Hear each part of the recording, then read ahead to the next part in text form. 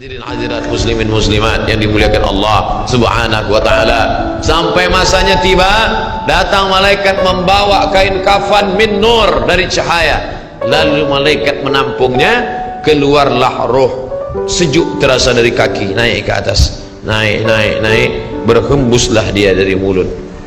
Wa nafakhtu fihi min ruhi, aku hembuskan, aku tiupkan. Dulu waktu masuknya ke tanah, ke daging itu ditiup, maka keluarnya pun juga keluar. Maka mata memandang, ruh keluar, biji mata memandang, keluar biji mata. Makanya orang yang mati itu matanya terbuka. Makanya yang pertama kita lakukan menengok orang mati adalah memejamkan mata. Allahumma ghafir li abdus samad warfa' darajatuhu ma'al ghabirin, inna lillahi wa inna ilaihi raji'un. Mana istri yang katanya sayang, kaulah bulan, kaulah bintang, setengah nafasku pergi, buah hati belayan jiwa. Ketika roh ada dari jasad, memang betul kata dia sayang, tapi manakala roh keluar dari jasad, dia pun takut menengok mata kita. Dia takut menengok kita, dia takut jam pukul 2 malam, jam 1 tutup balik. Na'udzubillah. Begitulah kalau kematian sudah tiba, sampai pada akhirnya dia tutup, innalillahi wa inna ilaihi raji'un. Selepas itu roh pun keluar, dibawa, kalau dia baik, roh itu dibawa, dimasukkan ke dalam kain kafan min nur, hadis riwayat Ahmad bin Hanbal, lalu dibawa oleh malaikat sampai ke pintu langit. Malaikat bertanya, inikah orang yang amalnya selalu dibawa pagi, dibawa petang? Inikah orang yang amalnya selalu dibawa hari Kamis? Inikah amalnya yang selalu dibawa pada bulan nisfu Sya'ban? Ya, inilah orangnya. Kam min masyhurin fil ardi walam yakun ma'rufan fis sama. Bukan hadis. Berapa banyak orang yang namanya masyhur di bumi, tapi malaikat tak mengenal dia. Tapi berapa banyak orang yang tak masyhur di bumi, tapi malaikat mengenal dia. Mengapa? Karena amalnya pagi dan petang dibawa oleh malaikat. Orang ini mana? Belum datang. Orang ini mana? Belum datang. Orang ini mana? Belum datang. Disambut dia, disambut kedatangannya. Masya Allah, tabarakallah. Mudah-mudahan kita termasuk orang yang disambut oleh malaikat karena amal soleh kita. Maka bila saya datang di satu majlis, malam tadi datang di Shah Alam, orang menyambut ramai.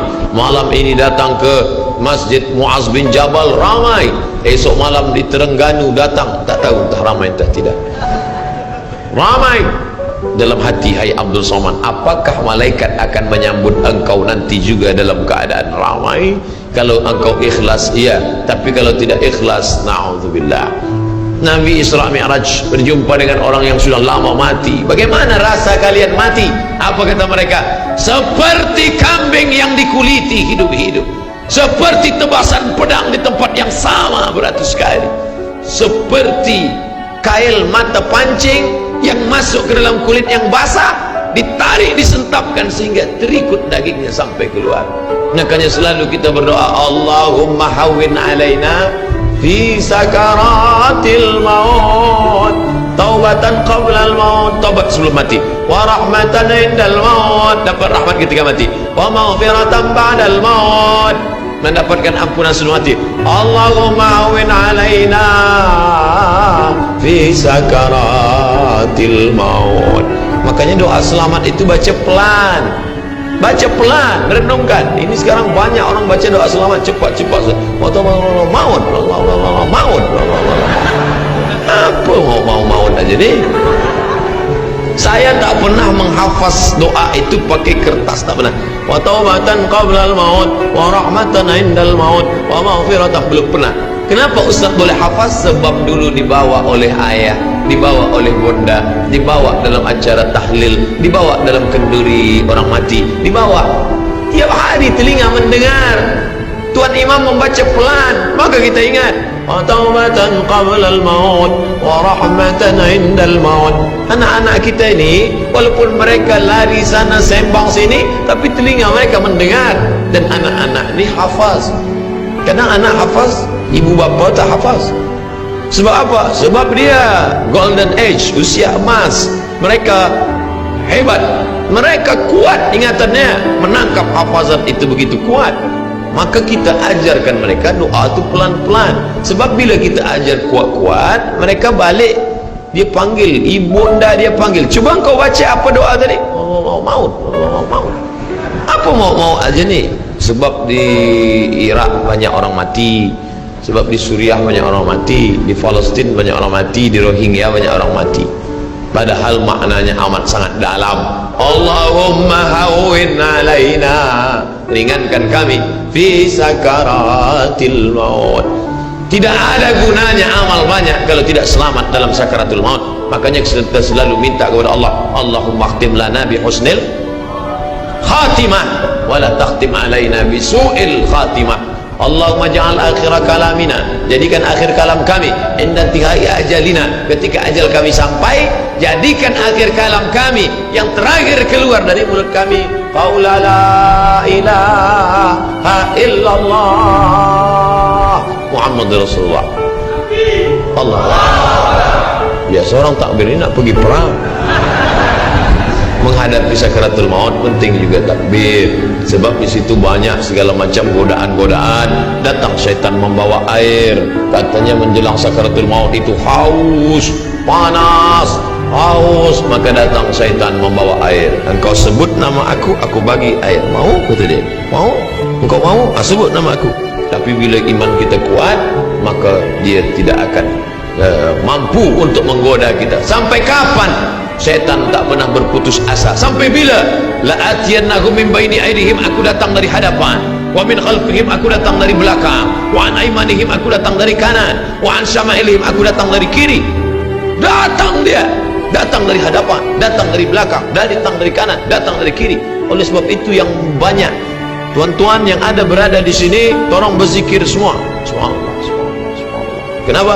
Dengan zikir itu maka larilah jin-jin setan yang ingin mengganggu. La'uhwiyannahum, aku akan goda mereka, aku akan sesatkan mereka. Berapa lama? Madamat arwahuhum fi ajsadihim, selama ruh ada dalam jasad, aku tak akan pernah berhenti sampai akhir keluar jasadnya dalam keadaan mati, tidak menyebut Allah Subhanahu wa ta'ala. Itulah punca mereka. Makanya kita selalu berzikir. Esok pagi terjaga dari tidur automatically, karena kita sudah programkan di kepala kita, manakala terbuka, alhamdulillahilladzi ahyana ba'da ma amatana wa ilaihi nusyur.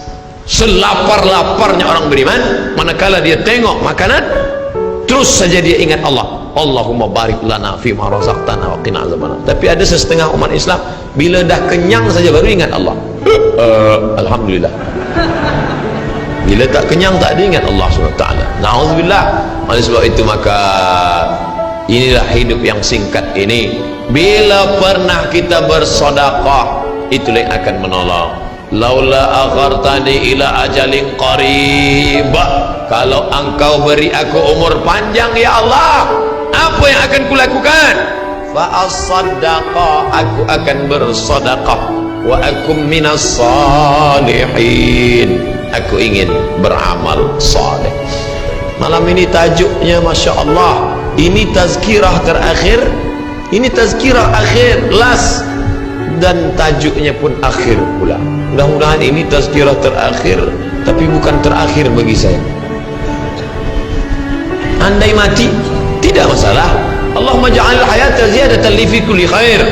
Kalau engkau takdirkan aku besok masih hidup ya Allah, jadikan hidupku itu ziyadatan li, sebagai amal tambahan. Kalau mati malam ini, Allahumma ja'alil mauta rahatan lana min kulli syarr. Kalau aku mati, maka kematian ini berhenti berbuat dosa. Orang beriman tak pernah sedih. Kalau dia mati, berhenti buat dosa. Kalau bertambah pahala. Andai Abdul Somad esok pagi masih hidup, bertambah pahala. Dia akan tazkirah, dia akan bagi pelajaran. Andai Abdul Somad mati malam ini, alhamdulillah, berhenti melihat dosa. Dosa apa? Masuk airport, dosa. Masuk ke plane, pesawat terbang, dosa. Dosa apa? Dosa mata. Takkan tak kita tengok? Mata terbuka, takkan kita tutup?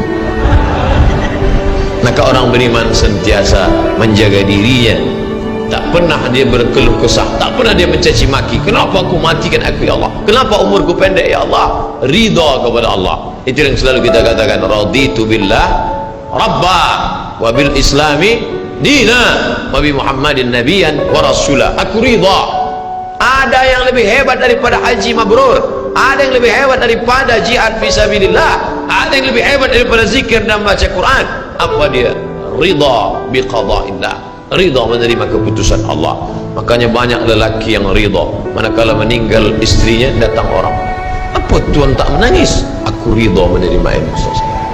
Memang dah lama aku tunggu-tunggu. Oh, ini bukan ridha, ini memang penyakit. Oleh sebab itu maka makna ridha adalah tak berkeluh kesah. Setelah orang masuk ke dalam surga, mendapatkan kenikmatan surga, Allah bertanya, "Madza turidun?"